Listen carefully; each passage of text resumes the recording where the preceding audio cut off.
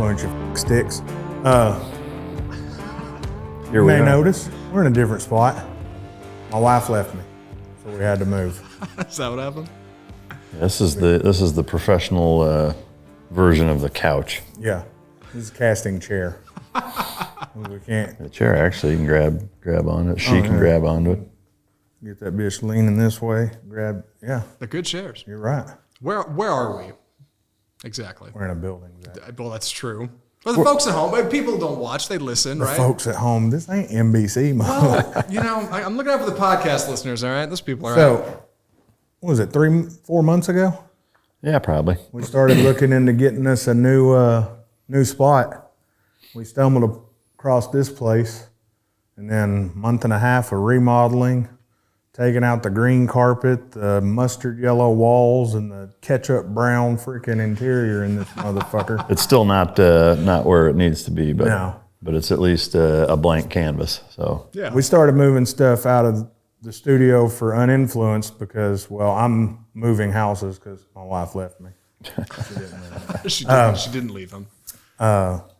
And then Mike's studio is going to be here as well. We needed furniture. We had to start getting stuff set up. We figured we didn't want y'all to miss an episode. So we figured we'd look like a bunch of broke asses doing a podcast instead of when we had shower curtains hiding everything and looking like broke asses.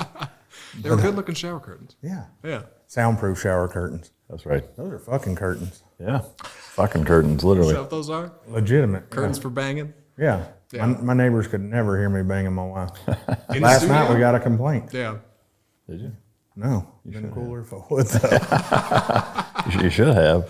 One of my neighbors moved, and the other one's that crazy bitch. So Oh yeah. Oh yeah, we can talk about them now because they can't hear us. They couldn't hear before, but Soundproof curtains. Right. someone stole her cloud. So Her what? Her iCloud? yeah, her whole cloud. Oh. That's a whole nother story for another day. But so before we get into too much, do you want to talk about that Navy SEAL crap that I sent you, or you want to wait a little longer? well, we can talk about it. I mean, it's yeah. I mean, shit, whatever. What? Before we get into that too much. Yeah. Oh shit! I should have sent it. I was gonna say yeah. You gotta I'll fill send me it to you for after the show so you can watch over what we're talking about. in. Yeah. I did want to say something. So normally we're in the live chats. One of us, at least at any time, we're in there. One of us, if not all of us, sometimes Zach's a bitch and won't say who he is in there. Yeah. All right. What I'm going to do on the next one, normally I comment after every comment, try to engage with people. But when this one airs, I'm not going to comment. I'm going to wait till the next show, and I'm going to read the comments out loud so we can give them feedback comment. Not like questions. I don't want to hear questions. Yeah. We get questions, like comments, like, hey, man, I like what y'all were talking about here. Sure. Oh, yeah, we appreciate that, you fuck stick. Or, hey, like comment questions about, hey, I forgot, y'all never mentioned the Mustangs or the CTSVs or any of that. Yeah. You know, stuff like that. Not the average, hey, what's Mike's underwear? You know, or, Well, it ain't average. yeah, That ain't average. God damn it. just shit like that. Yeah. Be something cool so we can engage with y'all on a different level. I like that. Yeah, try it out. And if it don't work, fuck you. But other than that, so the Navy SEAL stuff, Yeah. as I do every day, I watch a lot of YouTube, Yes. whether it be cars, news, politics, Yeah. all kinds of shit. I go to Pornhub for the other stuff. Right. And I came across this video, Navy SEAL, was it Navy SEAL Fame or something? Yeah, something like that. There was these 3 guys wearing ski masks, covering themselves up, so nervous they covered their hands up Oh. with gloves, which fucking threw me off, like we're getting their fingerprints from a YouTube video. They probably had tattoos on their hands. Oh, yeah, right here. Yeah. But they were all covered up. Yeah. And they were basically talking about the Navy SEALs and the fame of Navy SEALs. People who are in the SEALs and getting fame off of it. Oh, okay. And to me, there's people in plumbing who get famous off plumbing. I don't sit there and talk about it. Navy SEALs have always been a thing. I mean, well, not always, but people knew of Navy SEALs before the movies. Well, I mean, I would say sort of. I mean, there's when their kind of popularity or even people knowing about them kind of started was in the 80s when Vietnam guys started writing a few books. Most notably, Richard Marcinko and Rogue Warrior was kind of the kickoff of SEAL and pop culture, really. There were a handful of other Vietnam era SEALs that wrote books that were popular as well. But the first big catapult into the limelight was the movie Navy SEALs with Charlie Sheen. That's what, yeah.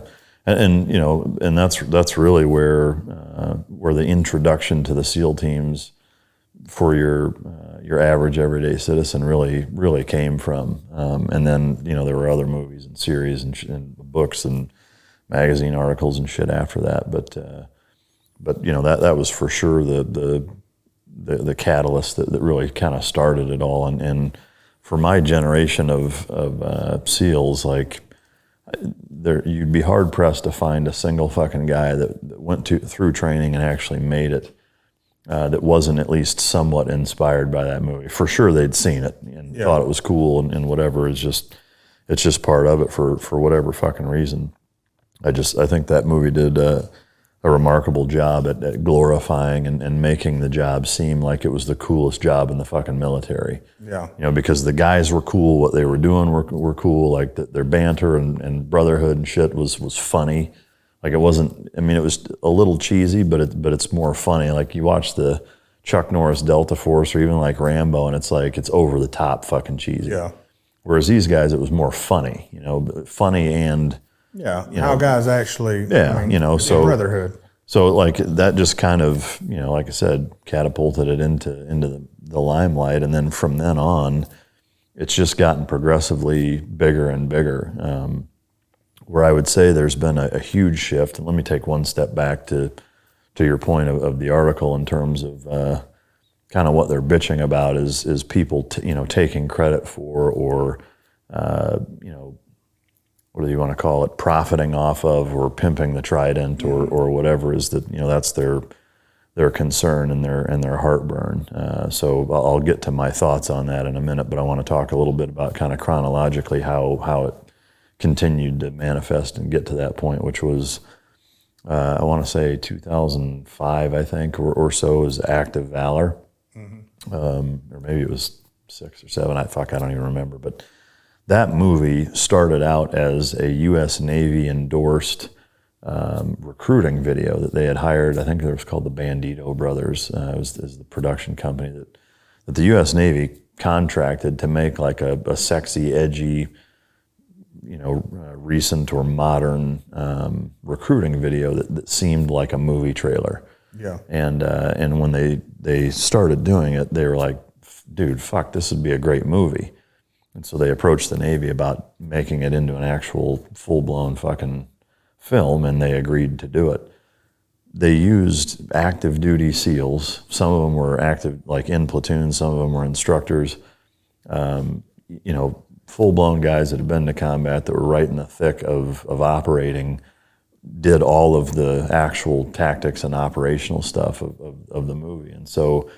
and it was relatively successful movie-wise, but what that kind of triggered, I think, is that kind of everybody in the community was like, okay, well, if the Navy is saying it's okay to make a fucking full-blown 2-hour movie about what we do and showing recent current tactics, the types of missions we go on, the goddamn countries they operate in, using active-duty fucking team guys, then fucking all bets are off. This whole silent professional thing is bullshit, and when you couple that with several of the Commodores, which are basically the kind of the head fucking SEAL, in terms of where it really matters is that, like on the West Coast Commodore is like the head SEAL over all of the SEALs. Mm-hmm. Now he has a boss who has a boss who has a boss, but he's like the liaison between the fucking, Joint Chiefs and the president and whatever, and all of the fucking SEAL teams on the West Coast. So the guy's name was McCraven, who did the Bin Laden, he was in charge of the Bin Laden raid and wrote the book fucking Make Your Bed Every Day and whatever, and he's been critical of Donald Trump, and he was the fucking dean at the University of Texas now, whatever. But back then, he wrote a book. He wrote several of them, actually, while he was the Commodore, published whatever, talking about all kinds of different shit. And so I think, where it stems from is from the collection of all of those events of basically saying, like, you can't have it both ways. It can't be like, hey, you're a silent professional and you need to shut the fuck up and we don't exist. But then on the other side of the token, like the Navy's doing this and the Commodore's writing books and fucking, people are doing all of these things. And so it's like the guys who are actually doing the fucking job, why are we getting the shaft, And so that's how it started. And then you had, Marcus Luttrell wrote Lone Survivor, which was the first modern, big, fucking successful book that, sold millions of copies and was a #1 New York Times bestseller, made into a fucking movie with Mark Wahlberg. And, so that started kind of the new era book writing, myself included, is that there was a lot of people that wrote books. There's a couple books of the Bin Laden raid. I did the dog books. There's people that have done shooting books and fucking religious books. And I mean, there's all sorts of stuff. And so my take on it obviously is biased because I wrote a book. And of course, I'm going to have a fairly opposing viewpoint to these guys. But my take is this, very simply, is that, you sign up to do a job, you do it. When you get out, from my perspective, like between the First Amendment and just the fact that I think that it just makes sense and is morally right, is that you ought to be allowed to tell your own fucking story. Mm-hmm. Now, if nobody wants to hear it, that's fine. Yeah. But if a lot of people are willing to pay to hear it or read it or whatever, I think that's okay too. To kind of castigate guys for taking advantage of something that they've done, which is not easy, which most people can't or won't do, and then tell their story about it. Like, I don't think they should be motherfucked for that. On the same token, is that, there's a nuance that exists there that is basically boils down to the order of magnitudes, in my opinion, in that if you are a SEAL and you take the hardline approach of like, fuck those guys for writing books or being in movies or doing recruiting stuff or podcasts, fucking whatever it is that, you can't have a problem with that, but then use being a SEAL even on a fucking resume to get a job. Because to me, and I would ask the guys who are bitching about it, I would say, what is the difference? Mm-hmm. It's orders of magnitude, is that you may not be making as much, you may be making more. Not as many people may not know because it's internally in a company or whatever, but the fact is that you're still using your job, your past job and your experience as a SEAL to make money and do a job.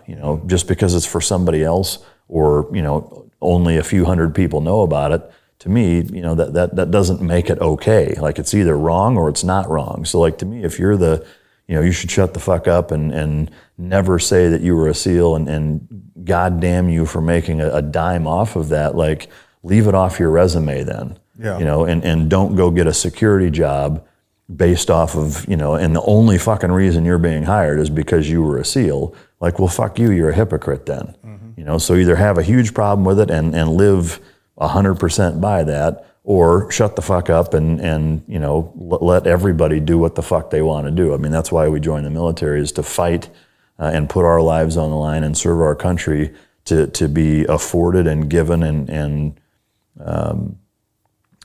maintain a sense of being able to live free and do whatever we want. And to me, it's bullshit, to try to make people not be able to do that. Now, I will say, I do think that there's a right and a wrong way to do it. I don't think even the wrong way to do it should be fucking illegal or people banned or whatever. I think, I always err on the side of liberty and say, let people do what the fuck they want.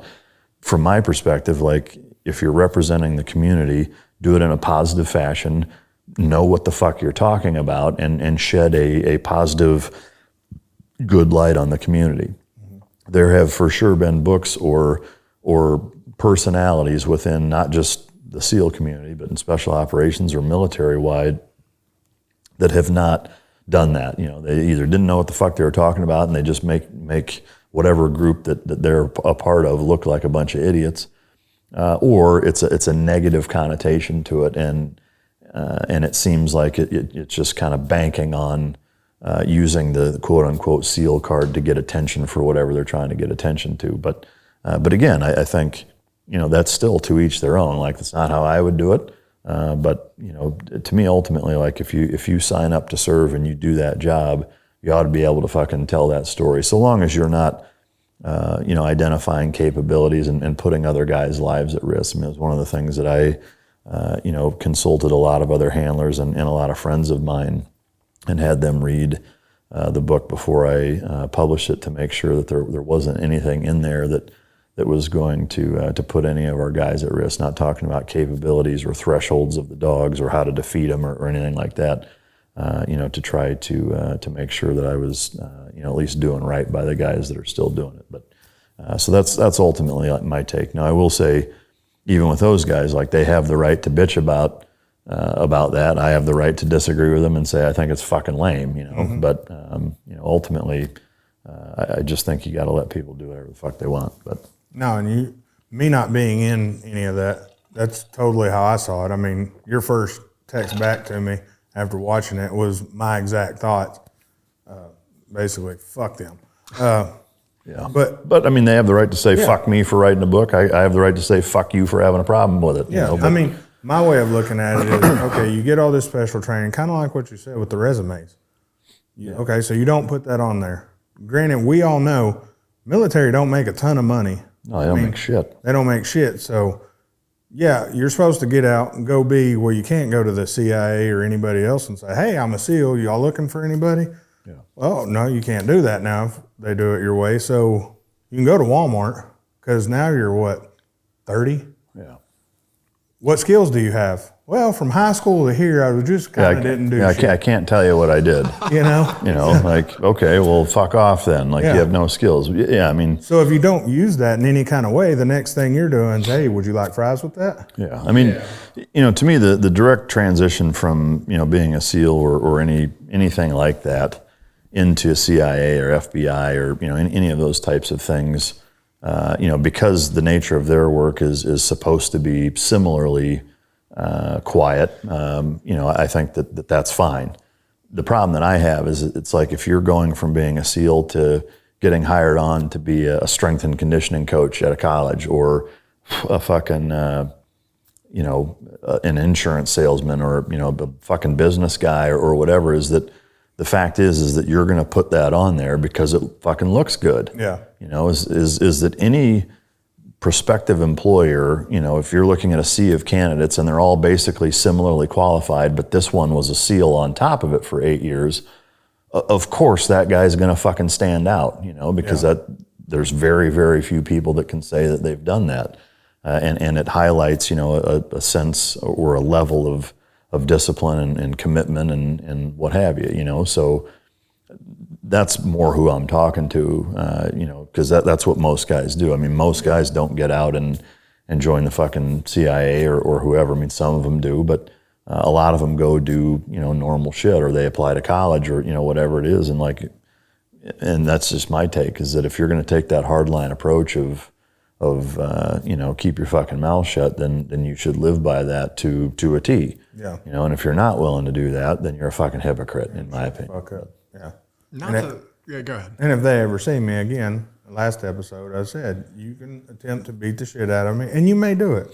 But I'm going to call you a bitch every breath. Yeah. So I got a thought on this. So having produced a few episodes of Mic Drop now, I've had people ask me before. They're just like, hey, is it weird listening to these guys tell these stories? Because there have been people who have been like, I thought SEALs didn't really talk about their history and stuff. And I always tell them, you can't underestimate like the value of telling these stories to people, because you didn't even touch on that. Like, who knows what kid might hear these podcasts or hear an interview, be inspired and want to go do that thing and fight for freedom and fight for people. Like, that's huge, I can tell you, I mean, I would not have joined had it not. I mean, Rogue Warrior was my first introduction to the SEAL teams, and reading that book 100% is what got my interest in it, to begin with.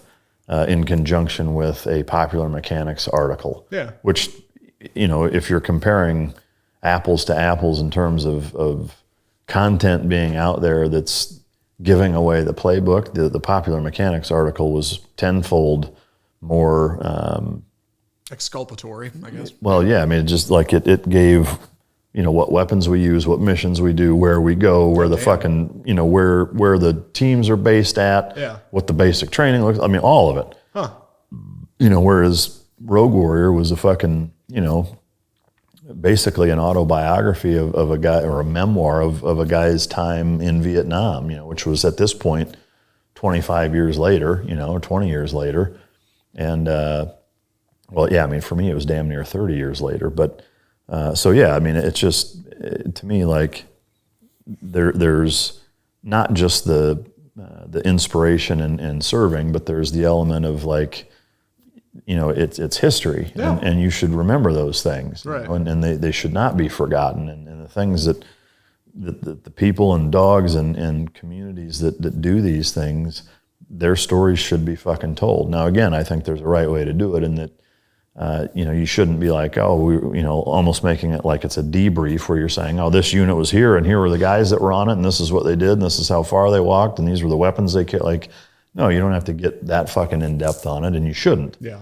Or this is how we cleared this building. But again, when there's movies like Act of Valor showing active duty SEALs clearing targets the way that they were doing it then, fuck you. Like, for anybody to have a problem with it at that point, like the goddamn U.S. Navy signed off on that, so, like, bark up that fucking tree first, I mean, so, but yeah, I agree. I think, those are stories that deserve to be told, that should be told, that are important. Even me, like the books that I've written, and I still get, if you want to call them fan letters or mail, whatever, from young kids that are like, hey, I read your book, and, I'm joining JROTC, and I want to be a dog handler in the military. Like, to me, it's like, holy fuck. Huge, like, it's so cool to get letters like that, you know, and it still happens. The book's been out for fucking 8 years, and I still get, people that are reading it from their elementary school or junior high library, that are inspired by it, so to me, like, that, I don't think that's a bad thing. No. It's fucking I great. think it's positive. I think Act of Valor was a shitty ass movie with shitty actors. Hold on. But no, Well, they're not actors. that's because they're not actors. I mean, you expect them to almost look like a Bruce Lee movie. Yeah, well, I mean, so it's one or the other. It's either good acting and shitty tactics, or it's shitty acting and good tactics, And you could clearly tell it was almost like a military Blair Witch. Yeah. Like, it was, at its time, the camera quality was way better than most things out. Yeah. Because it wasn't totally beat up in editing and reels and take after take after take. You could tell it was it was real. Yeah, it was real. Clint Eastwood's last movie did this. I forget the name of it. I don't know. It was a bunch of people on a train or something. It was about a train hijacking. And Throw Mama from a Train? That's it. Act of Valor's on Netflix, for those of you who want to watch at home. I agree that the acting's not awesome, but they're not actors. Does have really cool SEAL scenes, though. Probably the favorite one I've ever seen in the theater. One in particular. Yeah. I remember watching the Charlie Sheen movie. Yeah. And I told my dad, we're at the base in Fort Lewis, like, I want to do that, as they're running around with golf carts beating the shit out of everything. I want to do that. That's when my dad looked at all of us and said, I would drown every one of you little motherfuckers in a bathtub if y'all go in the military. Thanks, Dad. Yeah. Thanks, you asshole. It's a big military guy, huh? Yeah. No, he was actually serving in a boot camp sergeant at that time. Really? We were on a base in Seattle. And he really didn't want you to get in it. Okay. Did he ever blocked Did he ever expound on that? It was just like, no, you're not doing it. Apparently went through some rough shit. I'm trying to get his record since he's passed. It's been a pain in the ass. Yeah. We've talked about that a couple times. But, yeah.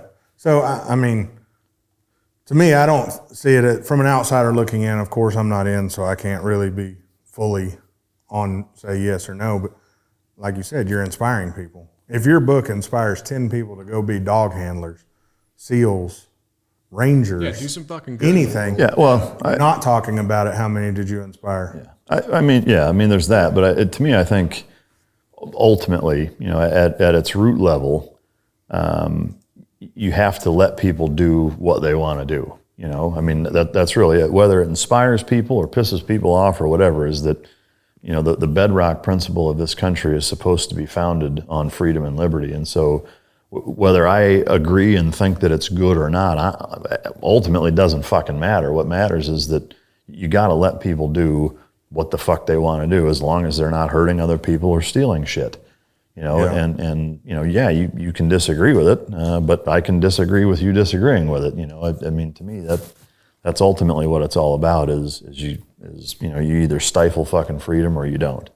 And whether you think it's a good idea or it has a net positive impact or not, I mean, to me, those are good things, but they shouldn't be a requirement, because I think when you get into, you know, it's okay because I think it's a good idea, is why we're at where we're at now, of people trying to cancel everybody else, is that, you know, if they don't agree with it, they think it should be illegal. Right. You know, and that's just fucking wrong, you know, but. Yeah. Navy SEALs is on YouTube. You can watch it for free. Also, I didn't know it stars Michael Biehn and Bill Paxton. Dude, I got to watch it. I've never seen it. Michael Biehn has played a SEAL in like 10 different fucking movies. He's so good. Colonial Marine and Aliens. Oh, my God. Get down on Michael Biehn, man. Yeah, The Rock is another good movie that, Oh, dude. you know, the SEALs get fucking smoked in the movie, but it's still a good movie for that. I actually watched that right before I went to boot camp. It came out that summer of '96, and Good stuff. Did you rethink it?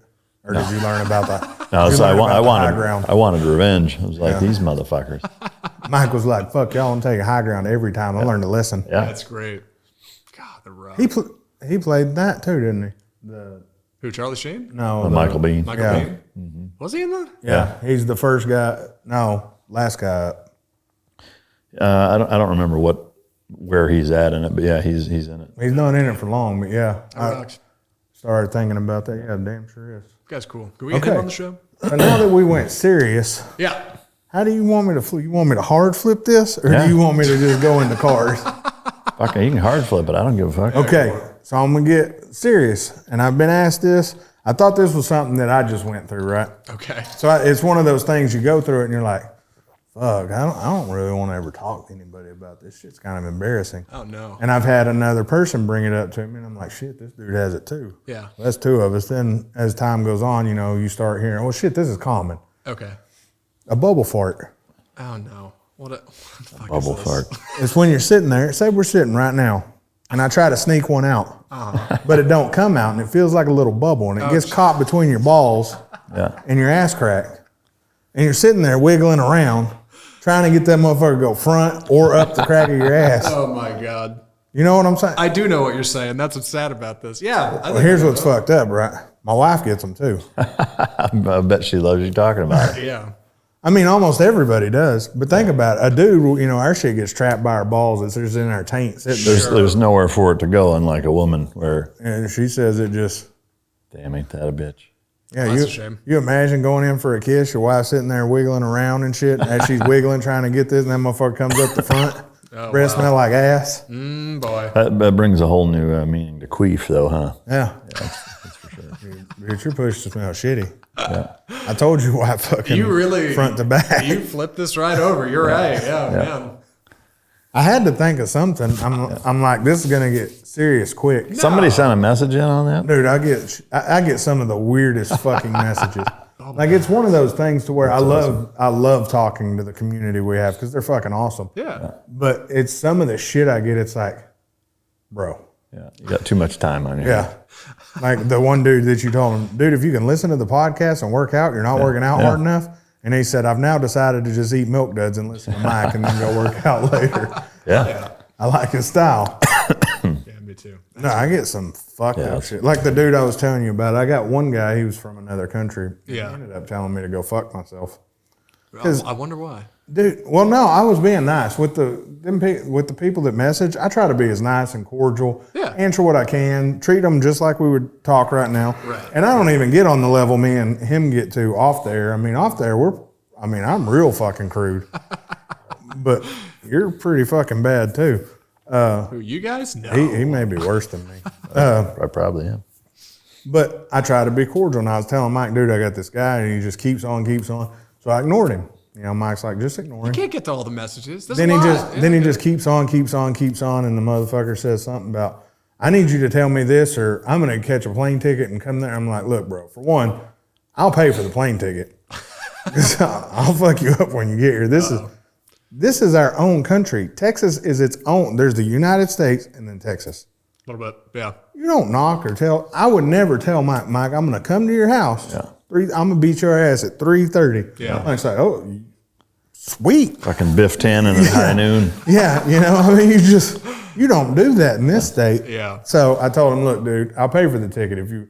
And then he just kept on. I said, look, man, I'm busy. I don't have time. I had replied to this dude numerous times, as I do to most people. Yeah. And he just wanted to argue like that guy about the gun shit. And it's like, I'm done. And he's like, man, fuck you, motherfucker. You lost a listener. Okay, cool. Yeah. Thank you. Yeah. But for the most part, I like to engage with the people. You do. You get on engage. You get on under your fucking bullshit alias and fucking engage. Stupid weak-ass mother bitch. Weak-ass motherfucker. Yeah. It's going to make people try to figure out which one Zach is. I'll just tell them. I'm sure some already know, I feel like. I don't think they do. Really? No. Yeah. We got Brandon Contrell. He's in every episode. He's a Patreon. He checks in, man. Dude, he's on the Instagram. He's all, and like, I got in late to the last live chat, and they voted him honorary head of the Uninfluenced. Like, there's fucking 10 of them. Look at that. And they're like, fuck the contest. Brandon already won. Y'all don't do the contest. Y'all just fly Brandon out. And he's like, nah, man, I don't want to win like that. I'm not here for that. I'm here for friends. Like, he's in so much shit, people think he like lives down the street from us and knows us. Right. I wonder where are you, Brandon? Where are you at? Yeah. I think he's in North Carolina. Like, he wants to fly down off the air and come cook out, hang out. And I was like, Nice. fuck. Yeah. Bring your ribs, motherfucker. If he challenges you to fight, you'll buy his plane ticket. Why I gotta fight everybody? I like that somebody says, "Hey, I'm gonna come down there and fight." You're like, "I'll pay for you to come. Let's do it." I don't even care. Well, the thing is, people don't. As I was younger, Yeah. fighting was fun. As I'm older, Yeah. I realized I had been in fights and I've won a lot of them. I've lost them too. The end result, you still get hurt whether you win or lose. You're still in pain. You're sore as fuck. What bragging rights do you get? Dude, I got in a fight and I won. At the end of the day, if you look back at it, a lot of people you got in a fight with, you end up becoming real good friends with them or close with them, or you drink a beer with them. Or you're now friends that are acquaintances. Right. Yeah. I mean, what's the worst you can do is come down here and beat my ass? Have you won more fights than you lost? I'm going to tell you right now, please don't motherfucking tell me you're coming to whip my ass.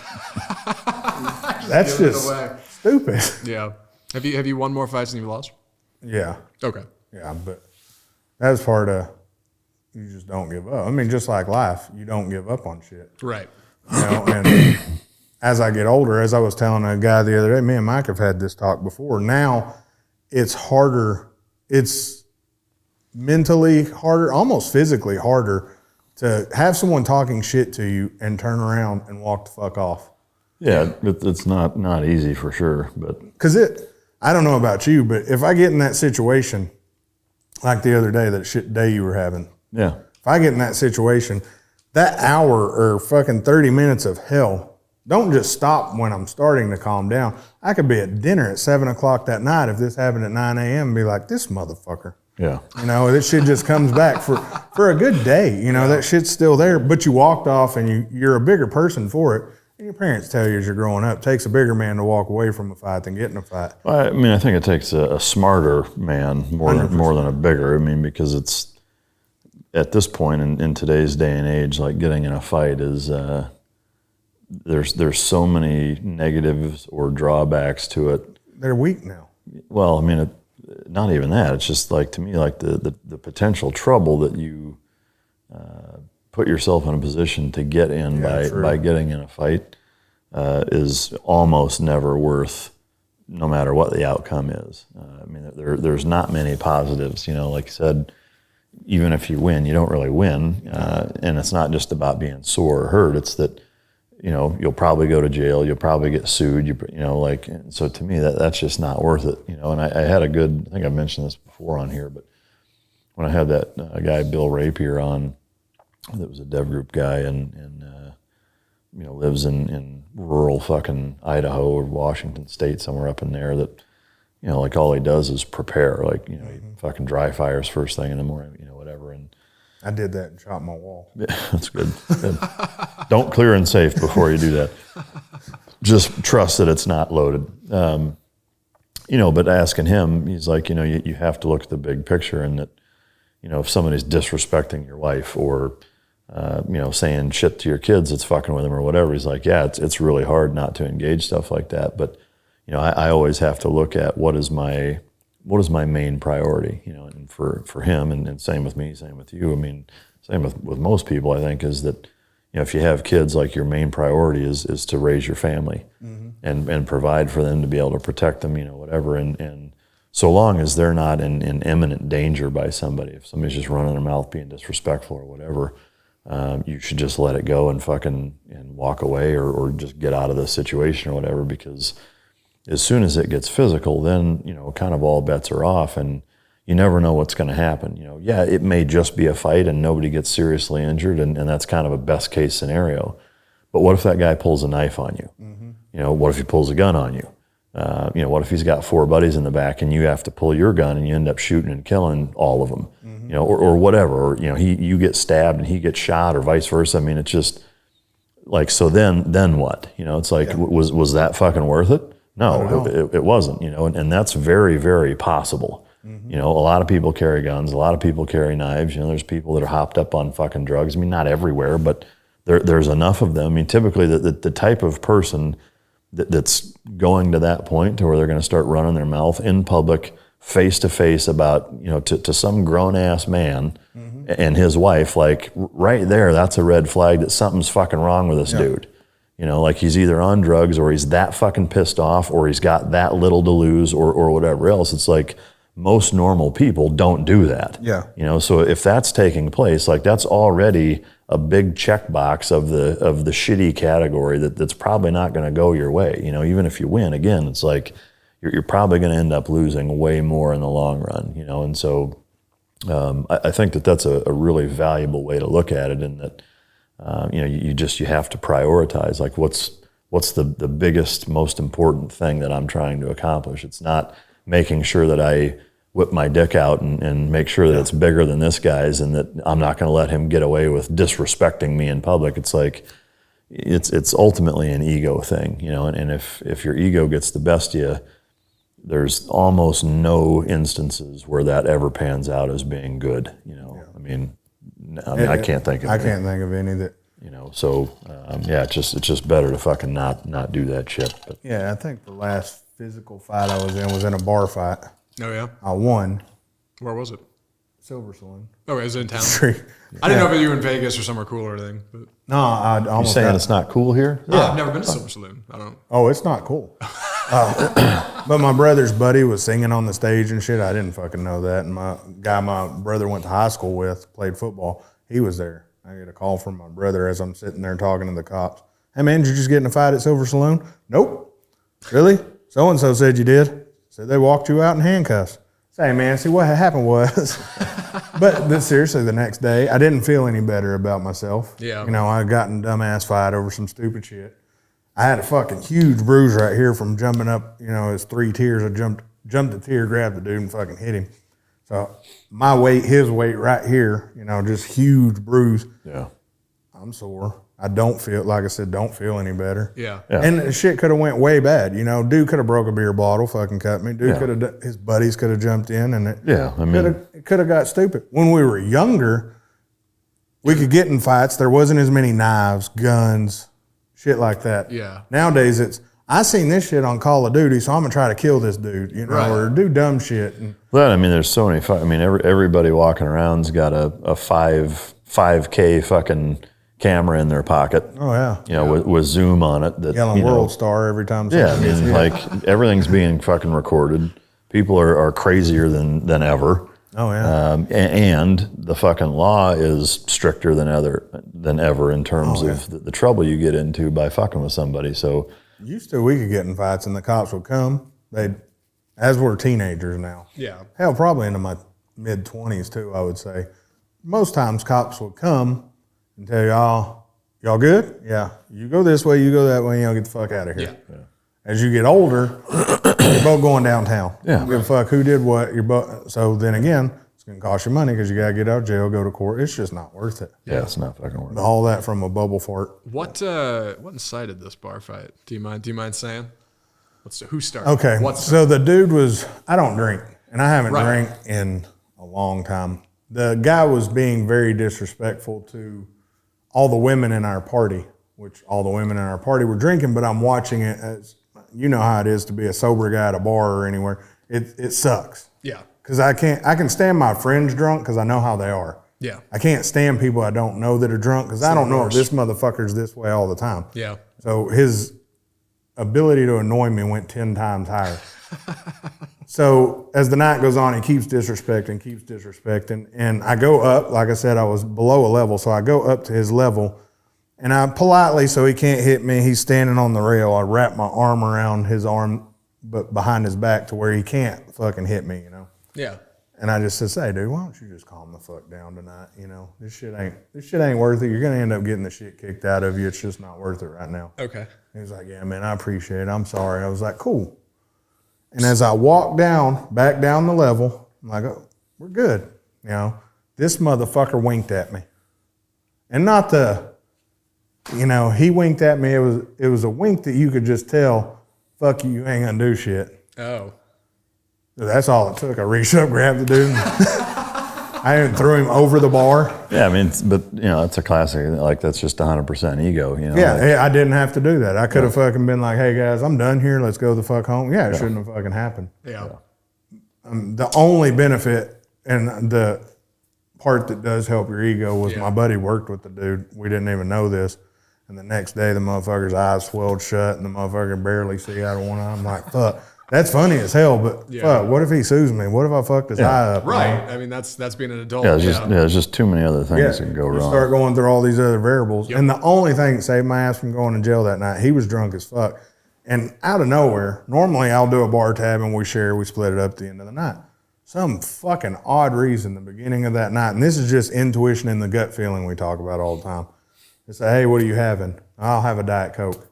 Oh, we don't have that here. For some reason, their machine was down. Okay, cool. Start me another tab, and I'll just have water. I'm driving everybody around anyways. Yeah. Okay, cool. We'll start it, and you can have as many waters as you want. It's $5. Okay, cool. Here's my credit card. I don't know why they started it as a tab, but as the cops walk us out, how much have you drank? Man, I ain't drank shit. You can go ask the bartender. All I've had is water all night. So they go get the tabs. This dude's fucking bills $200 for liquor. And mine's $5 for water. Yeah. Hey, that's literally the only thing that saved my ass. And that night he did you go this way, you go this way. Yeah. Fucked up part is we parked 3 cars apart, didn't know each other. So we wrapped the building. It was like, fuck. Look at each other across the car. Shit just wasn't worth it. That's great. I don't know what kind of fight I could get in now, unless it's defending my family, truly defending my family, not. Right. I mean, to me, that's the right way to do it is you punt, the trouble is until you can't, and then once it gets to that point, then you take the gloves off and do whatever the fuck you have to ensure that you don't get injured, and then it's justified, if somebody is pushing it to the point where they're attacking you, then defend yourself and use no fucking prejudice in doing so, but that, to me, that's how you have to handle it. Sometimes it's hard to, but. Yeah. I almost nowadays would have to get punched first in order to fight or think, swung at. Yeah. I mean, somebody visibly or, they're physically offensively coming towards you, with ill intent, shy of that, I'm probably not going to do anything, because it's just, to me, you've got to look at it you have to look at it worst case scenario in that if something does go that worst case scenario wrong, what I did, is that defensible in court? Yeah. And if the answer is no, then you for fuck sure shouldn't do it, or there's a good chance that you're probably going to lose everything you have. Over some dumb shit. Over your ego not being able to just take a fucking seat in your back pocket, Whereas if I can sit in front of a judge or 12 of my peers and say, this dude fucking was coming at me with a crowbar, swinging it at my wife, and I stepped in and I fucking shot him. What if you don't like your wife? I wouldn't be married to her. I mean, I'm not married, but if I was at a position. But if you're looking for a way out, you know what I'm saying? It's like, this dude's coming. Oh shit, I'm a duck. Let him get her. Oh, okay. That's going to solve your problem. Got it. Yeah. No, then that's probably more headache than it's worth. Imagine making somebody so mad they swing at your wife and you let them do it. Oh my god. Well, I mean, that just means you're your convictions suck. Yeah. But if you're willing to stay with somebody that makes you that miserable, then you got your own fucking problems. And we're not going to get into why. I mean, I went through that with my wife, weak ass. Yeah. I stayed with my wife because my daughter, I grew up in a split up family. It's a good reason. No, I mean, it's not really. No, it's not. It's a common reason. It's not a good reason. It's not good. Now that I did the whole divorce, I'm on a whole nother level of happy for me. Yeah. And I should have done that a long time ago so my daughter could experience me being happy. But again, everything happens for a reason, and you end up meeting the people you meet because of the decisions you make. That's a good point. So stay together for the kids is not. It's not a good idea. No, it's a horrible fucking idea. It's a horrible idea because your kids are, and I can tell you from experience in terms of them. I mean, they fucking see everything. Mm-hmm. They notice everything. They see. They're very perceptive, and they can tell if you're miserable or not. But even further than that, imagine. Let's say for a minute, whether it's a son or a daughter. Let's just say hypothetically you have a daughter, Zach. Sure.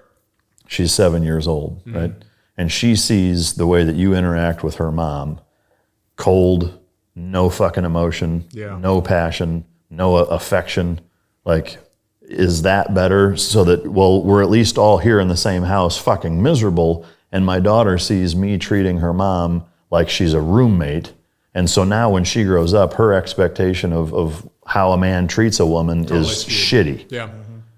So like if you're not dancing in the kitchen and grabbing her ass and getting caught making out in front of the kids, like if that's not happening, then your kids are going to think that that's what it's supposed to be. That's a good point. So like, I mean, it's not. It's very difficult, I think. And it's way easier to kick the can down the road and just be like, well, doing it for the kids. Right. Like, it's way easier to do that, and it's very common, but it's not better. It's a horrible, especially once you go to the place to where as either one, the man or the woman that's unhappy. Yeah. As you get to a place, say 18 years down the road, you get through the divorce and all this, and then you find actually, I can be happy. And then your kids are like, who are you? Yeah. Right. Because exactly what he said, my daughter was 20 before she actually seen me fucking doing what the fuck, how I, just. Well, think of it this way too, is that there's that component on one side. The other side of that is that imagine your kids being in that position. Like, would you want your daughter to be in a marriage where she was married to a guy that feels about her the way you feel about her mom? Of course not. Of course not. Yeah. So then don't be that example for them, because again, like they have nothing to compare it to. Yeah. All they have is what you show them growing up. And so if you show them a soulless, zero happiness, fucking just miserable, wretched fucking marriage, they're going to think that that's what's being married is like, and they'll either expect it or just think that it's normal, and obviously it's not. This having kids stuff sounds tough. It's fucking really tough. It's the best and hardest fucking job any man or woman could probably do. Yeah. It is. It's not fucking easy. It's rewarding and painful as fuck. Yeah. I mean, like with anything. I mean, anything that's really rewarding and worth doing is not going to be easy. But I mean, it is really fucking tough to do. If you give a shit and try to do it right, it's hard. And I'm not saying even doing it right. I mean, just trying to do it right is hard. And that's not a guarantee you're going to do it right. Like, you're going to fuck it up. It's weird we have such a huge responsibility, and there's really no way to get ready, right? No. I mean, I've always heard, like, doesn't matter how many fucking books you read, doesn't matter how many people you talk to. No, I mean, I will say, I think the best way to prepare for it is to be in a family and in a community where there are strong families and good marriages, and seeing what those look like. Strong environment. There's no training better than just being around and immersed in healthy, strong families and communities. I mean, and as I get older, I realize how goddamn important community is, how important family is, and how important it is for kids as they grow up to see that. And you can see it plain as day, both statistically and just common sense wise. Look around at the areas that are really shitty and look at the families in those environments. They don't exist. Yeah. Whereas when you see really nice, well-kept, taken care of, safe areas, what are they filled with? Nuclear families that are healthy and fucking intact and largely normal. Yeah, that's a good point. That's not an accident. Yeah. Like this community we live in, It's great. I would say it's Some good folks out here. it's fucking awesome. Yeah. Saturday, the shit we did, I don't know, how much time do we have? Oh, we're about halfway through the show. Okay. Yeah. We might get into this. But Saturday, the shit we did Saturday, Yeah. that was a fucking blast. Yeah. We had one of your daughters, went out cruising. Fuck it, we'll get into this and I'll move some of this other stuff around. But it ended up where we had too many people going and not enough seats. So I told Mike, I was like, fuck, I'll ride my bike, have Camry take my car. And he was taking one of his daughters, and he said, fuck, ride the new bike. I was like, fuck. That was probably the best decision I ever made, was to ride his new fucking bike. Really? And I want to get into that a little bit more. Not too much, because I want to do, we talked about it, we want to do a true in-depth, more video review of it, so that'll be coming, a bunch of assholes. That fucking bike's amazing. It is. I fucking got, and the thing that pissed me off, I was so happy, I think was a 173 or some shit I got it up to. I didn't know there was a tattletale on there that tells you fastest speed. And I was so fucking pumped, dude. Oh, no. It's on there, and I'm fucking like, like I just went and fucking got Street Fighter back in the day at the hamburger spot. Like I'm fucking up at the top. You beat Mike's high score? Is that what you're saying? So I'm fucking pumped, right? So on the way back, and I got this fucked up habit of resetting the trip on every fucking thing I have. When I put fuel in, I reset the trip. Huh. I don't know why, because I don't give a fuck about the environment, but for some reason, when that shit hits 1,000, I know I didn't get 1,000 fucking miles out of this tank, so it fucks with me. And it's ever since I was a kid. Huh. I think it's back when I had a car that didn't have a fucking gas gauge. Yeah. And it's just became a habit to reset my shit. Yeah. I don't ever reset. I don't give a fuck. But so I reset it. I jumped back on the bike after filling his shit. I filled it up, and I jumped back on the bike. I'm fucking looking down. I'm like, 6 miles an hour?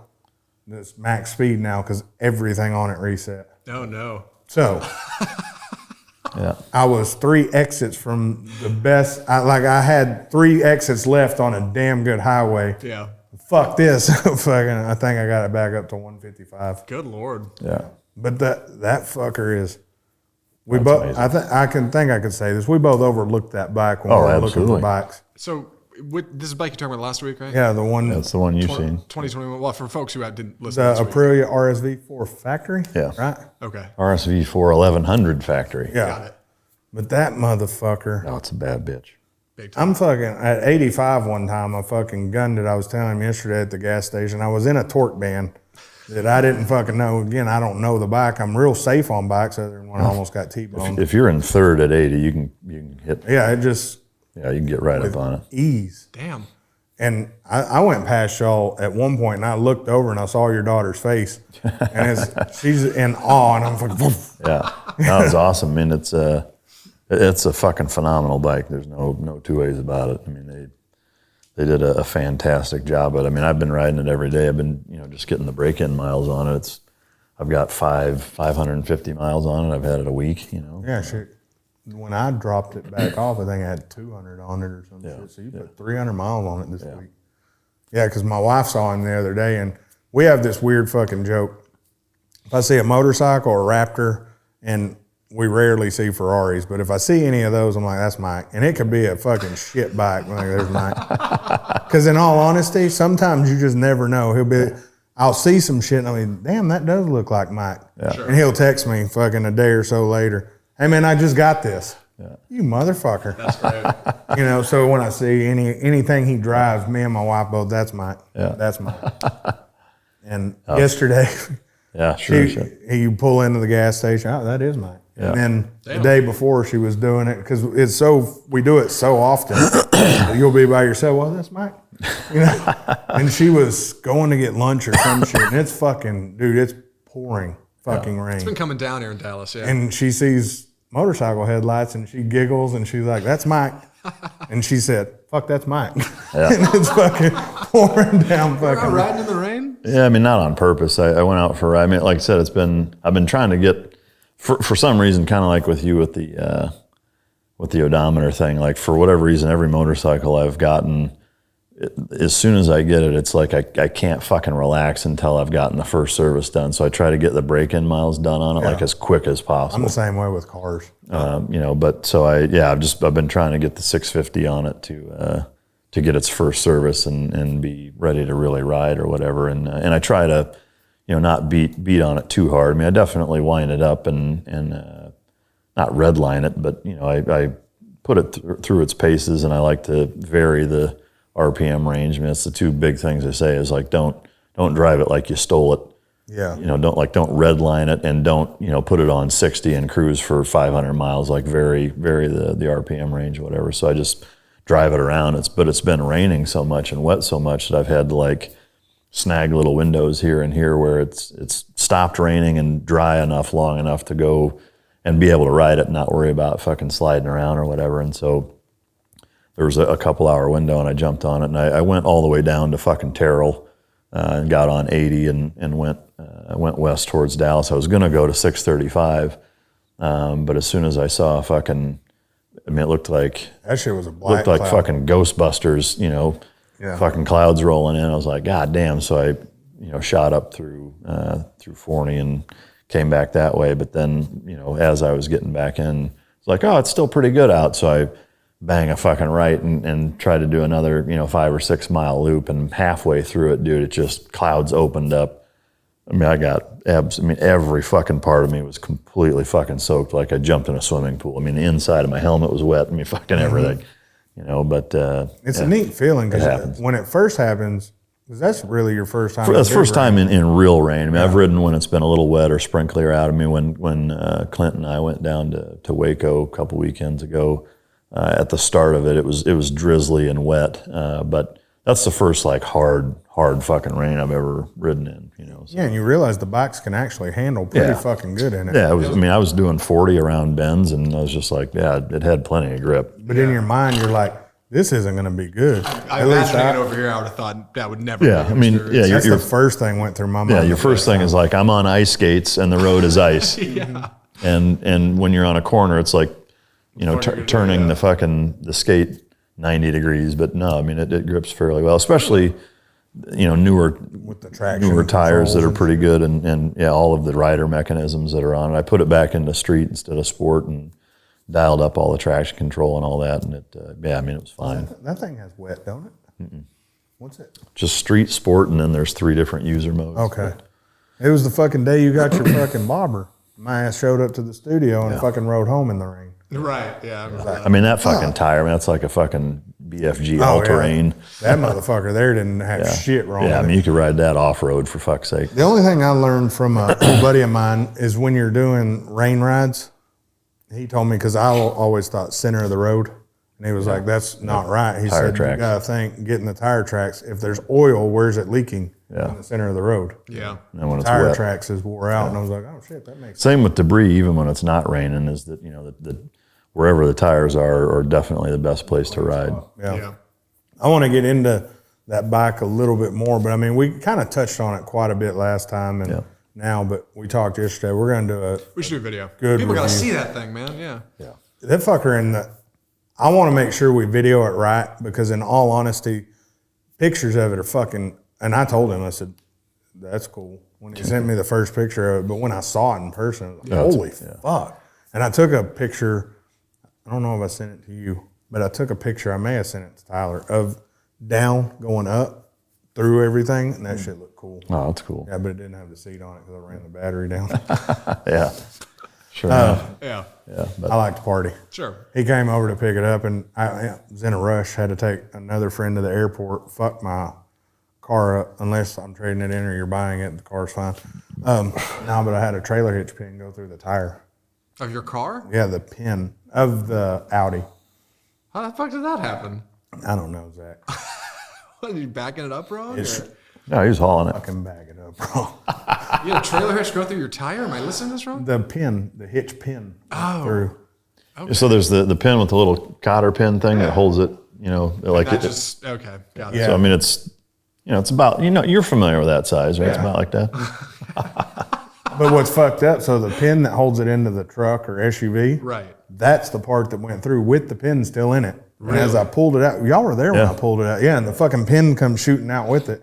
Yeah, that's crazy. Like, that's great. What the fuck? Okay. But anyways, I accidentally left his bike on when I hauled ass to the airport, and he comes back. So I show up in all my shit. I can sit on it, and I'm like, just like, fuck.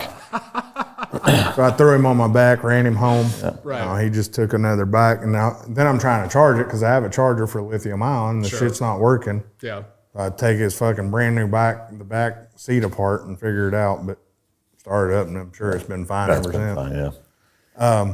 Yeah, it's a great bike.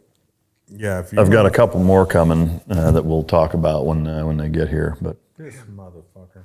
I know. I mean, they're so know much what they cheaper are, than too, cars. You know, it's like I've got the car I want, so It's true. Hand over fist. To get the one I want, we're not going to get too much into it, but I got to go somewhat backwards to go forward. Car or bike? Car. Got it. I got all the bikes I want. I got 2 more bikes than I actually want. And then if I just want a different one, I go to Mike's. Somewhat backwards to go forwards. What, like get an older model and soup it up so it's better than what you got? Older model. No, bitch, I'm still getting that car. I'm trying to figure out your analogy. I got it. So basically, to get where I want to go, I need to go. Damn, is it even cheaper? It's not really cheaper. no. I mean, to me, it boils down to style. yeah. It's not any less, both in magnitude or price. Yeah. It's just it's a hoop you've got to jump through. Long game wise, like it's it's either instant gratification or delayed gratification. Yeah. But And sometimes to get what we want, we got to do shit like that. You kind of went through that with the Pista. for sure, I did. So I'm going to do that. And Yeah, I mean, with all of them, I have really. I mean, 5 years ago, I couldn't have been doing what I'm doing now. 2 years ago, I couldn't. I mean, as things progress for me professionally, so do my hobbies and tastes and whatever else. But I never let them put me in a position where it'll be detrimental or potentially steer me off course. yeah. I try to balance still enjoying the fruits of the labor and hard work and not put every fucking dime back into business. But I don't want to, get into that position where I'm buying things that I can buy but can't afford them. Yeah. You don't want to not reward yourself. Yeah, I mean, because otherwise, what's the fucking point? And I've seen guys like that, guys that are worth hundreds of millions of dollars that are driving a 12-year-old F-150, and that's their only fucking vehicle or whatever, and their wife drives a shitty minivan, and they live in a modest house, and there's nothing wrong with that. It's just for me personally, it's like the reason that I work hard and put the time in to get to where I am at and will continue to be is so that I can enjoy the things that I want to enjoy. Exactly. Like if I didn't enjoy driving or riding or going places and traveling or doing some of the things that takes resources to do, then I wouldn't work hard to get them. I would just be like, fuck it, I'll live in an average fucking apartment or house or whatever and do the bare minimum and just whatever. But like that's just not how I want to do it. But Yeah. me putting my feet up on the furniture like I fucking own the place. It's really weird because I know what I can afford. You know what you can afford. As business owners, we're smart enough to know what we can spend our money on. Yeah. And when a bank tells you, and we've talked about this way in the beginning of the show, that literally there's steps to get to these cars. Yeah. It's even what you told me your limit at the time is, it's like, what? Yeah. It didn't make any sense to me. Well, and I think there's two things with that. I mean, one is that you and I both could buy shit that we don't, because again, it's the difference between buying and affording. But I think it's also important, and I have to remind myself of this, is to put yourself in a bank's shoes. Is that ultimately, like, if I'm the bank, or if somebody comes to me and say, "Hey, can I borrow $500,000 for this?" Be like, "Well, let me see your shit." Yeah. Like, no, I'm willing to lend you this much, and then this is what it's going to cost you. Like, well, fuck, if it's my money, I get to dictate, what's what, and that sucks. But to me, like, that just makes me even further want to be in a position where I don't even need to fuck with a bank. You can stroke a check for whatever the fuck you want. It's one of the things I really like about the motorcycles is that, those are a lot easier to swing that way. Like if I want to try this bike out for 3 months, I'll just buy it. You know, and if I like it, I'll keep it. If I don't, I'll sell it or whatever. But then I'm not having to. I don't feel like I'm asking a motherfucker's permission to buy something, and that I hate. Because that's what it feels like. Yeah. Anytime I do a loan, it feels like, man, can I please? You know, it's like going to your dad. Man, you spot me for this thing this weekend. Yeah. You know, and I got a great support system around me that helps me with shit. You know, Mike, my wife, and everybody around me that helps me get to where I am. So, and me being a little bitch sometimes, I got told no, and I was mad. Yeah. And then, okay, lay me out the plan I need to get what I want. And then the plan's laid out, and they're like, or you can give us $140,000 down, and it's like, bitch, I'll take that money and put it towards something that's going to make me fucking money. Yeah. If I'm going to give you that, if I'm going to get that close to the money, no, I mean, again, I'm going to stroke the check. Fuck you. This. No, I mean, loans and credit are for sure worth using and should be taken advantage of when they make sense. Yeah. You know, 21% APR on that V6 fucking Mustang as an E2. That's not the. Yeah, that's not. That's not the loan you want. You know, but if rates are low and you look at it. I mean, the way I always look at it is that, you know, this chunk of money, like, yeah, could I stroke a check for whatever it is, whether it's a car, a house, whatever? Even if the answer is yes, well, it depends. You know, like, is that money, let's say it's $500,000, like, is that money going to be far more beneficial if I use that to either fuel a new business venture, invest in a business, you know, buy, you know, investments or what have you, you know, like over a 2-year period is the money that I would have stroked on an asset that's ultimately a liability that I'm going to lose money through depreciation in most cases. Like, is that money more valuable than having a small, modest monthly payment, but then taking that chunk of liquid capital that I have and putting it into something that's going to make me 3 times that? Mm-hmm. Well, it's a no-brainer. Like, of course I'm going to get a loan if the rates and terms are satisfactory. I mean, if they're not, then no, I'm just going to buy it. You know, or if it's a small enough amount to where it just doesn't make sense. I mean, like motorcycles, again, like I'm not gonna finance a bike because I don't want to. Like I don't want to finance shit that I don't have to. But if it's a sum of money that's significant enough to make me, you know, that much money, or at least not detract from what I'm trying to do, then of course I'll get a loan on it. But and that's part of my going backwards, fixing to pay off all kinds of shit. Oh yeah. Yeah. Nice. I owe this one guy money though that could kill me, so I'm gonna fucking pay him. Really? Yeah, he wanted to talk to you about that, Zach. Yeah. Who, me? Yeah, he's a little short this month. So please forgive me. I'm short. Don't kneecap me, bro. So, shut the fuck up. Sorry, I'm not texting. I'm actually looking at notes, but I did get a text coming. Yeah. We're going to talk American Muscle in the next show. I want to get deeper into that, but people were asking. We have a lot of viewers that are car people, and they were asking, why don't we talk about fast cars that are obtainable for the average person? And I was like, bitch. Yeah. But then I was like, no, that makes sense. Because, I mean, at every point, I like fast shit. I can have a fucking pickup truck. If I can make it fucking fast, I'm going to make it fast. Okay. I can have anything I get, I want to make it the next level of quick, fun. Because that's what I do. I don't think I own anything that's bone. Well, my wife's car. That's the only thing I own that's fucking bone stock. Really? Mm-hmm. I didn't know. I thought even that you'd done some work on. No, she won't fucking like that bitch. Dude, she eyeballs me. Like if I say, hey, I'm gonna go to Mike's house, like how long does it take to install a tune? That's funny. Bitch. Looking at the odometer and shit. Fucking checking my shit. She knows. In which that's fine. She can keep her shit stocked. But for the most part, mine. Cars that I've owned that I would say are good for someone in the middle class that's not break the bank money. I would say a C7 Corvette was really fun once I got a bunch of shit done to it. Keep in mind, I bought the car and I dumped 30 grand into it. Yeah. And I got it up to 1,400. It's 1,200 wheel. So it was right at 1,400 to the crank. Okay. Motherfucker was fast.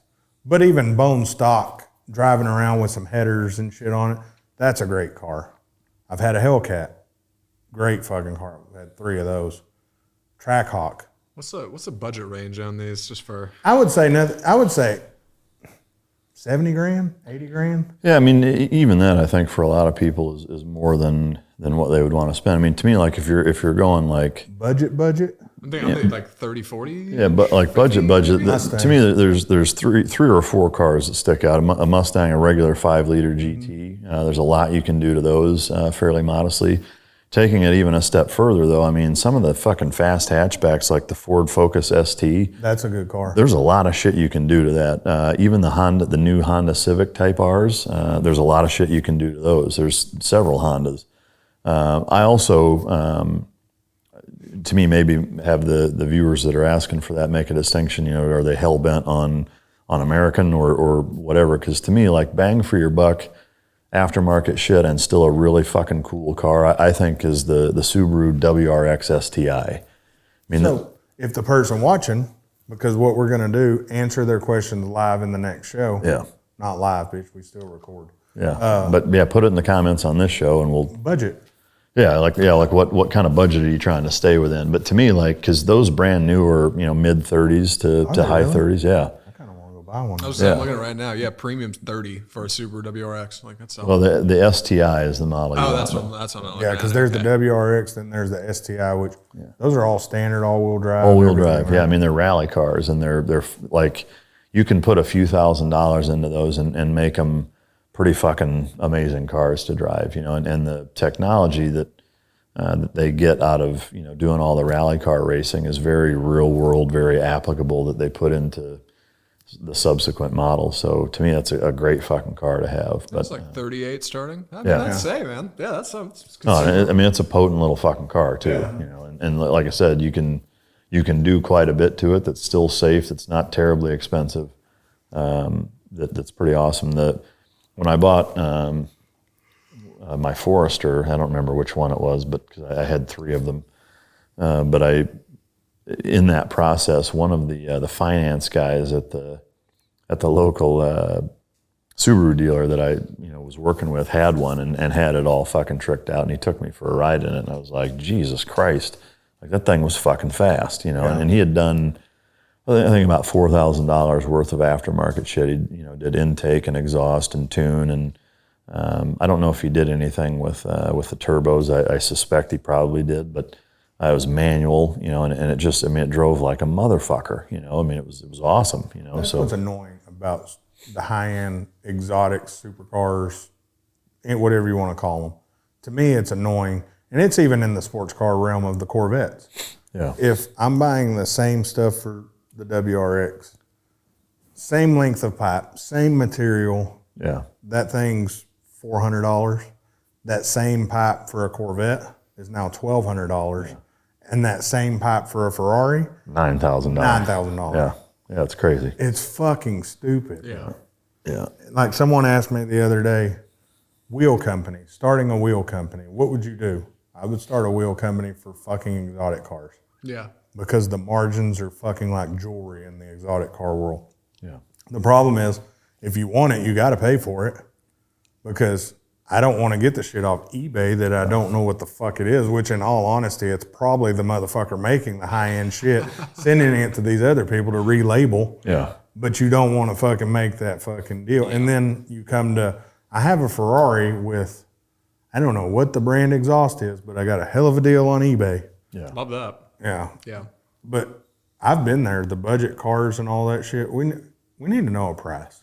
Yeah. I've had some Or at least fun with 5.0s. Yeah, at least a range, But yeah, I mean, if you're trying to stay under 50K, to me, Ford Focus ST, Civic Type R, or a Subaru WRX STI with a few $1,000s worth of mods. Or something you have to do in the supercar world, look for something used low miles Yeah, that's still under warranty. yeah, Because you can get more car that Yeah. someone else ate the depreciation on. Yeah.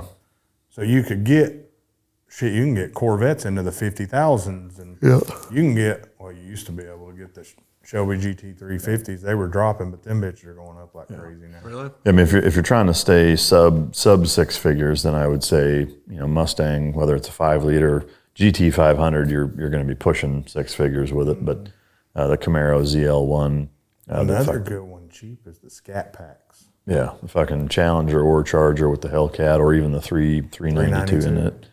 all of those, have similar platforms that, again, you can put, not a lot of money into. I mean, you can do a bigger, or not a bigger, Supercharge them for $4,000. yeah, and even with that, like you can make some pretty simple modifications to those to get way more out of them. I mean, you can have a fucking 800,000-900,000 wheel horsepower Mustang. Like if you take a 5-liter as an example, I mean, you can have 1,000 wheel horsepower Mustang for under 6 figures for sure. Easy. Well under. Easy. So I had one that would smoke a Corvette, and it was cheap to build. Yeah. Super cheap. It's crazy thinking about it because supercharged R8, it's 38,000 it was 34 sticker for the supercharger. Yeah. And you got labor. So what is that? I mean, it's a $40,000 build. Yeah, a mod. Yeah. That same shit you go put on a Corvette or a Mustang or even the Scat Packs. Yeah. $6,000, $8,000 max. Yeah.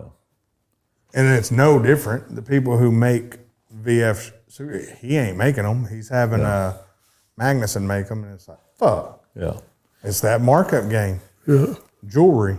Yeah. Same shit. I mean, I'd say the same thing with an M2, an M3, and M4 also. M2's fucking fun. M2, M3. Yeah, or C63 fucking Mercedes. I mean, I had more fun at M3 test driving than I did. No, it was M4 than I did in my M5 during the test drive. Yeah. The only thing that annoyed me, BMW and Mercedes are horrible about this. They have new tech, and it goes in their top selling cars, and then they skip. So if there's the 5 Series, 3 Series, and 1 Series, those get it, while the 2, 4, they don't get it. Yeah. Till the next year. Yeah. So I'm driving. I went and drove this M5 with all the digital dash, the nice shit inside it. Yeah. And I get in this M4 and it feels like I'm in a fucking bucket. Yeah. Yeah, I know. The motherfucker was a fucking blast to drive, though. Yeah. It was a competition with the nice carbon seat. I think a manual M2 is tough to beat. Just that. That'd be a good track car. It's a small, light 2-door little fucking monster that. It'd be fun as fuck to drive. I mean, to me, it's the poorer man's version of like a GT3 or a GT4, or, something like that. But. Yeah. A lot of good track cars out there. So give us a budget range. And what you want to do with it. Like, you want to drag race, you want to roll race, you want to track it, street car. I mean, what. Or do you want just bone stock budget? Yeah. Because that makes a difference too. Yeah. So basically what he's saying is be more specific. Yeah. All right? Quit being a bitch. Yeah. Damn, all the other topics I got are going to take a while. I got a question for you. Yeah. You guys, Matt, I think you've talked about this before. You guys know how to drift? Drift cars? I can drift a car. Yeah, I mean, it's not super complicated. A lot of it, here's another thing, is it depends a lot on the car. Okay. The amount of power, there's two things: rear wheel drive versus all wheel drive, how much power they have, what the conditions are like, what the tires are like. Yeah. You can take a front wheel drive little fucking, Camry and fucking, if it's got an e-brake, like you can get it to drift. I mean, it's kind of manufactured, but I mean, ideally, like the best experience to have with it is a high horsepower rear wheel drive car with shitty tires on it. The RS7 they use a lot? The older RS7? I don't know. Yeah, I have to look into that because TJ Hunt and them drift. Yeah. Drifting's not that hard, but you want an old school e-brake, or you got to have. Well, you don't have to have it, but really, no, you don't have to have it. What did Clint say you could do? You could fucking cut it, use a fucking wire. Well, I mean, so like even in my car, right? If I turn everything off, and manually get it into really high rep range where all the torque and all the horsepower are there, and my tires aren't in great shape, and maybe it's a little wet out. Fluttering the fucking gas and the RPMs to where you're getting your wheels and all of that power and torque, spinning them really fucking fast, and once you get into where you're drifting, you can maintain it a lot easier. Oh. So that's the hardest. I mean, that's just kind of the trick to it, I guess. But you can do it in all-wheel drive cars, even if you try hard enough. It just doesn't do it as well, and it's not as fun. Yeah. But no, I mean, you can do it. It's not super hard. So much of it is the physics and momentum and Right. and getting it into that sweet spot. It's kind of like, I'm assuming you've probably never ice skated, like hockey skates, like slide stopping and shit. I've never been good at slide stopping. but I I've mean, skated well, a few even times. as a kid, right? Like if you have a brake bike, a 1-speed fucking brake bike where you Oh, lock, yeah, you can slide that. Yeah. it's the same exact principle. Okay. Especially with an e-brake and locking the tires up. If you're not using that method of locking the tires up and doing it, and you're using the momentum and power and torque of the engine pushing the wheels and making it slide around, there's more finesse to it that way. But the principle is still the same, is that you gun it hard at first to get it to start, and then you maintain it by either fluttering the brake or the gas or both, depending on what all those things are. But Did somebody teach you how to do it? no, I've never been taught how to do it. I've just fucked around doing it. But Just playing around with it in the cul-de-sac. All right. Yeah. Matt, nobody teach you? No. Nobody was like, here's how you drift today. Nobody's taught me. no, I mean there's places that do though. I know that what is it called in Vegas? The fucking Speed Vegas, right? They'll teach you how to do it, I'm sure. Yeah, I mean like you can rent a GT350 where like they have an area specifically set up to do drifting where they'll teach you how to do it. Just a roundabout or something. Yeah. But that's a good example, right? It's not a crazy high horsepower car. It's a mid to high 400s, I think, but rear wheel drive track car. That's I mean 400 is plenty if it's a rear wheel drive car to do it. Absolutely. Huh. I mean 180 is enough to do it if you know what you're doing. It's just using if you've got a front wheel drive car and you're using an e-brake, like that's for sure going to take you longer to figure that out and more practice to do that. Whereas if a high horsepower car that just by gunning it breaks the fucking back end loose, like, I mean, it does. Like in both of our cars, like if you just stomp on it, like even in third fucking gear, like your back end's fucking fishtailing all over the place, So now imagine you do that on purpose. You keep it high and you fucking crank the wheel and you start spinning. Like then you can just spin, and now you incorporate that into a turn where you've got some speed and you get it to break loose, and then you just maintain it to where you slide, and that's it. I mean, I'm not saying I'm a fucking expert by any means, but I know how to do it. Yeah. All right. Nobody taught me shit. I didn't know if this was something you had to learn, or I mean, you just. Well, I mean, everything is something you have to learn, except flinching. Zach, you have to learn that. It's like kind of, I guess, a decent example. When we first started driving the meets together, you were kind of timid in some of the cars to go really fast, and now he pushes me to limits to where I'm like, this motherfucker. It's, and same with bikes. I mean, it's all getting comfortable with your equipment. I mean, you get comfortable with your shit, you can push it to limits that you didn't even know it could fucking do. Yeah.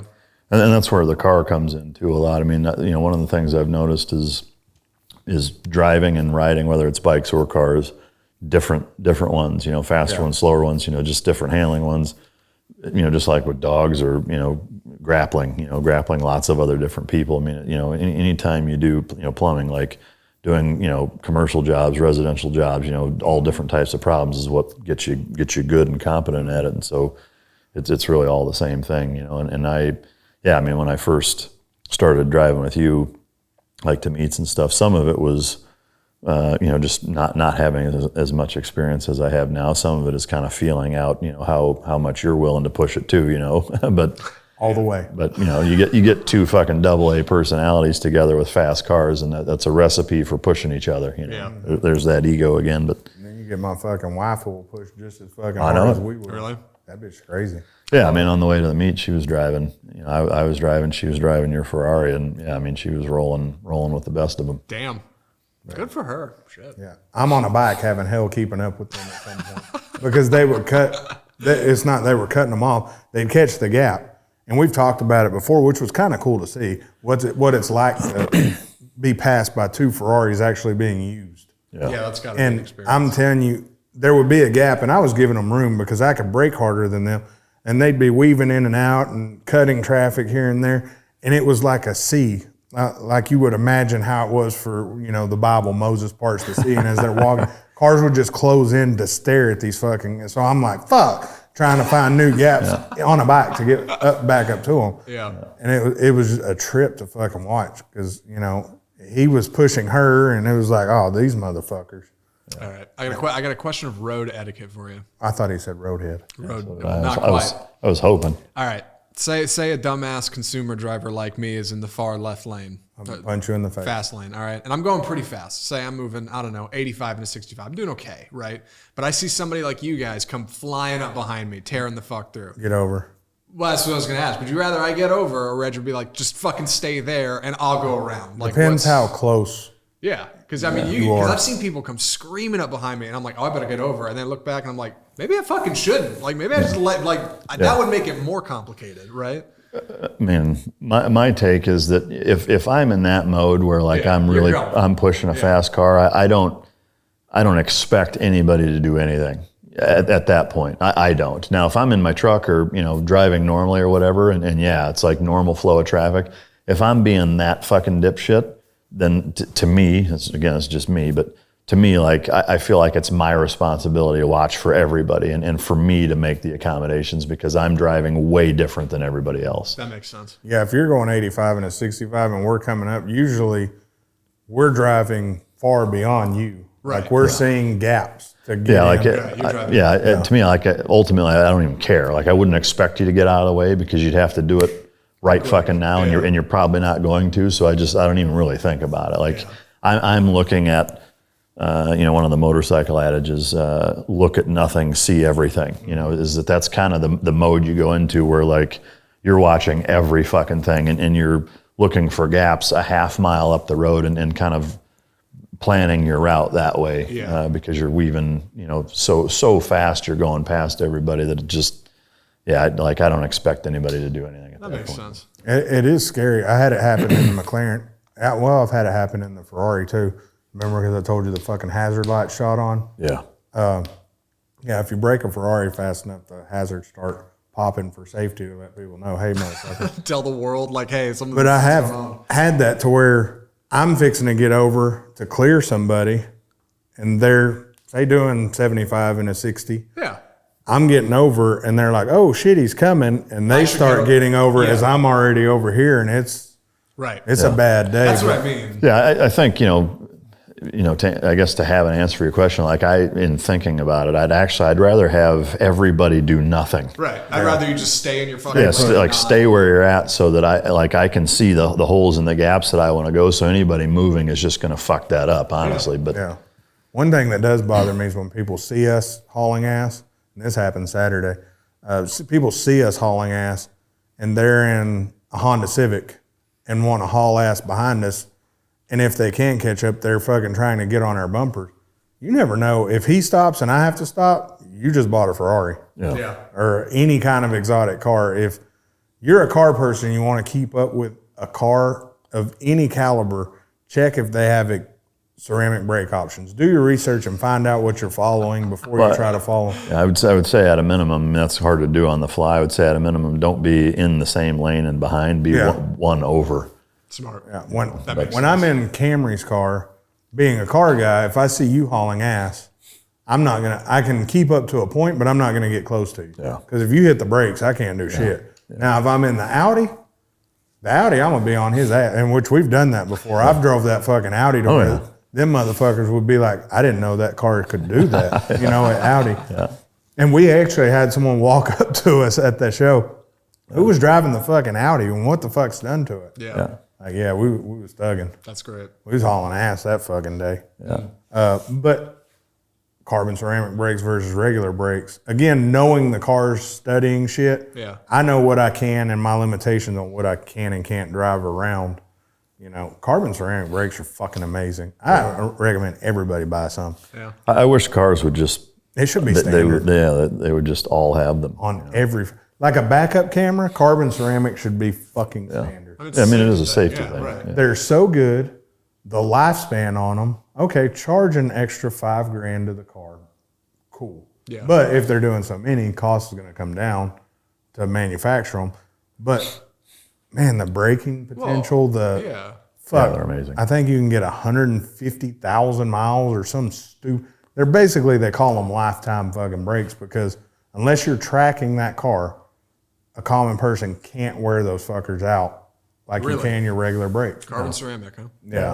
They're nice. They don't put fucking brake dust all over your shit. Really? So that fucking orangish red, brown brake shit or black, depending on the model, That's not on there. Like if you touch our wheels and you get dirt on it, it's fucking dirt. It's Carbon not ceramic. brake dust. Yeah, I mean, most cars you can't get them on them. I mean, it's usually only the higher end cars, but Yeah. it's usually a heavy or I think BMW's new M Class are the cheapest cars I've seen that you can option carbon ceramics maybe. now.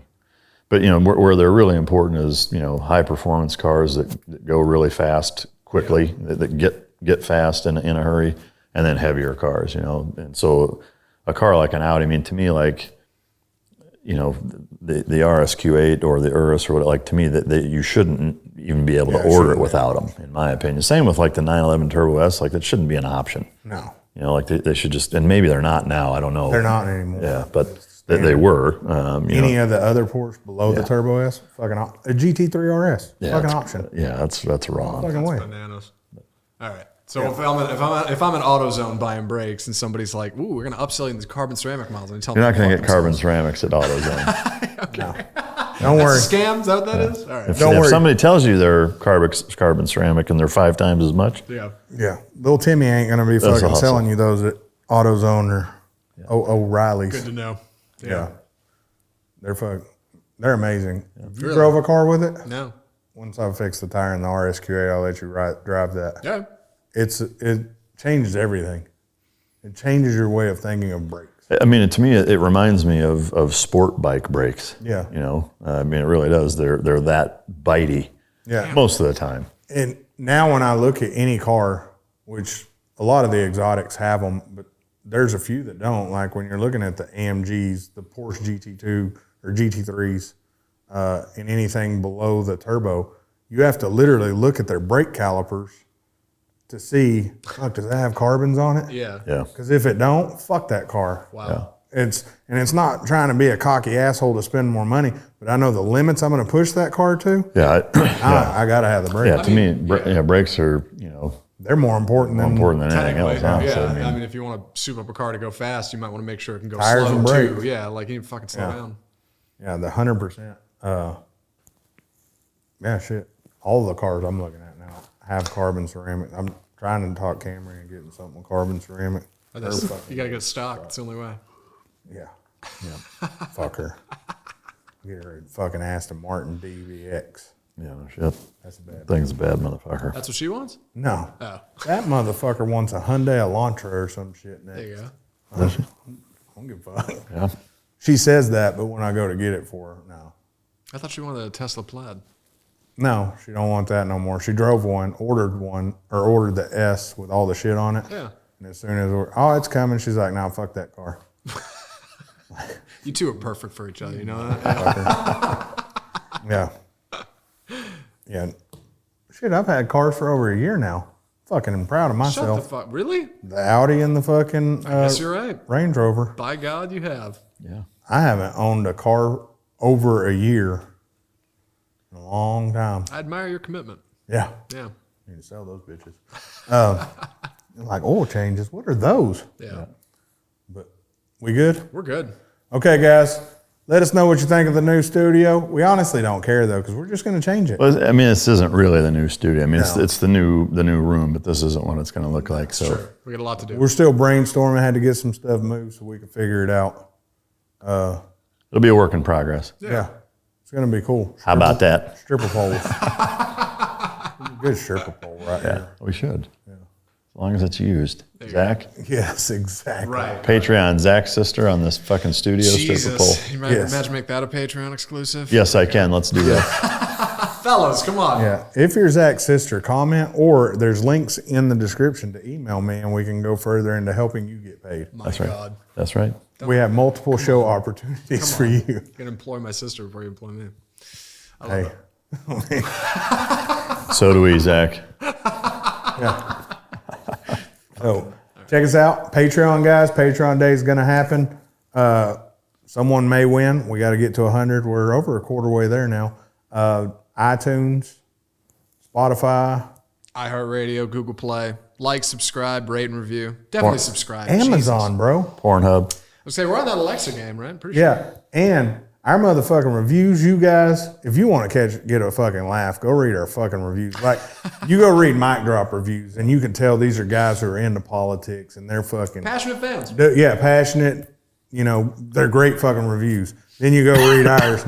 These dumpster cunt motherfuckers, and it's like. And what's fucked up, it could be the same screen name from over here that's over here. How the fuck is this a show? And it's like, that's badass. Fucking right. So, guys, leave a review. Let us know. Make them funny, and we read them. We read all that shit. I'll fucking read them at lunch. My wife will read them out to me. Yeah, that's awesome. If they're real funny, I usually screenshot them and send them to you guys. Okay, guys, we're out. Peace, bitches.